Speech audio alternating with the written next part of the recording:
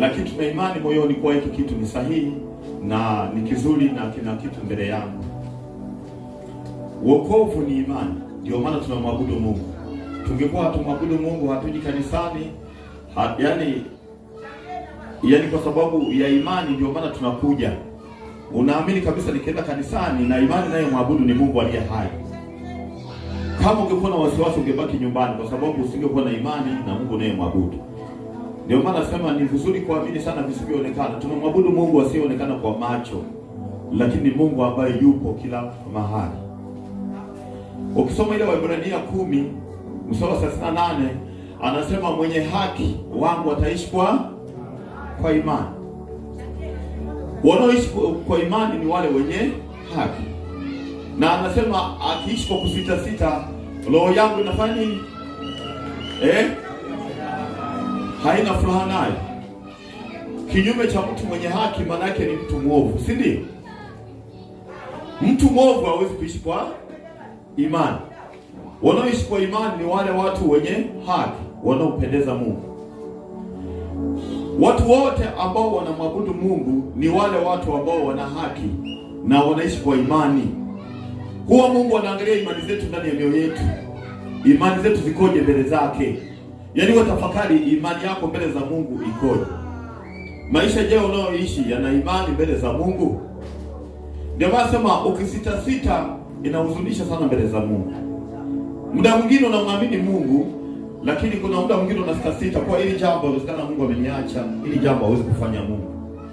Mimi sitafanya jambo hili kwa sababu Mungu hawezi kufanya jambo hili. Mbona mimi Mungu hanikumbuki? Unaanza kusita, lakini ukisita unaanza kumhuzunisha Mungu. Kwa ujumbe wa leo nimejifunza kuwa Mungu anapenda watu wanaoishi maisha ya imani. Yaani katika maisha yetu tuishi kwa imani. Hata kama kuna jambo gumu mbele yako, imani yako ikoje mbele za Mungu na jambo hilo? Yaani mapito yale ambayo unayapitia, imani yako ikoje mbele za Mungu? Je, una wasiwasi? Yaani hata kama ni kazini, je, una wasiwasi? Kwenye biashara, unafanya biashara unakuwa na wasiwasi. Kuna kitu unafanya kwenye masomo unakuwa na wasiwasi. Imani haipo. Siku hizi tunaacha kuishi kwa imani, tunaishi kwa njia ya utandawazi. Unaangalia marafiki zako wanasemaje? Unaangalia kundi lako lile ambalo unafuata nalo linasemaje? Kama watu wanakucheka, unabadilisha maisha, unaishi kulingana na wale wanapotaka kusema. Ukiona wanakudharau, unaangalia wale wanapokudharau, je, nifanyeje ili watu niishi niwapendeze? Kwa sababu maana yake tunawapendeza watu, tunawapendezesha watu badala ya kupendezesha Mungu. Tumeacha ile imani ya kweli, tunaishi kulingana na maisha ya duniani yanapotaka. Na mara nyingi tunaenda kama dunia inavyotaka. Dunia ikigeuka huko na sisi tunaenda huko. Dunia ikigeuka huko unaenda huko. Lakini Mungu anatafuta wale watu wanaoishi kwa imani, wanaompendeza Mungu. Na Mungu anapenda wale watu yaani hata ukiwa na matendo ya imani ni mambo mazuri sana.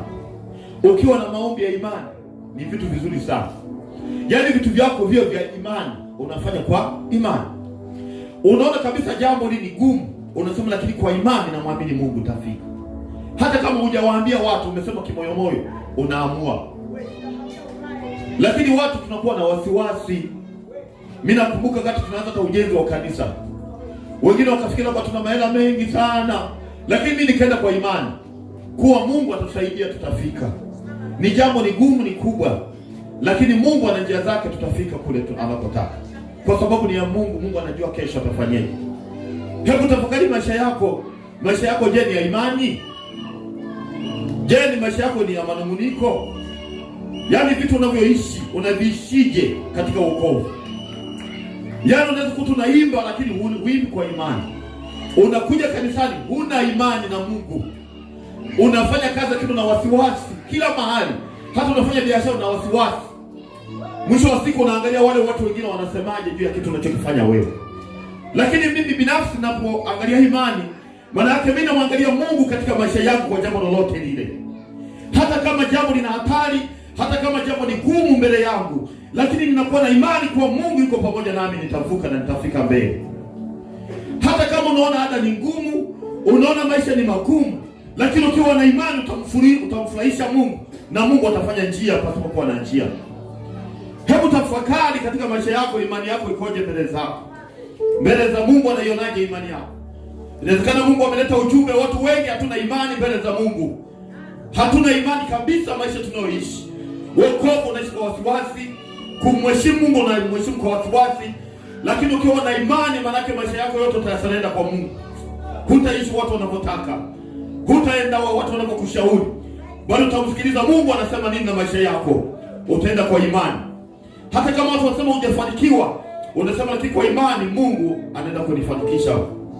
Hata kama unaona hujafikia hatua ile ambayo unawaza, watu wanaona hujafanikiwa, lakini unasema kwa imani kuna kitu mbele yangu kinakuja, kwa sababu unamwamini Mungu.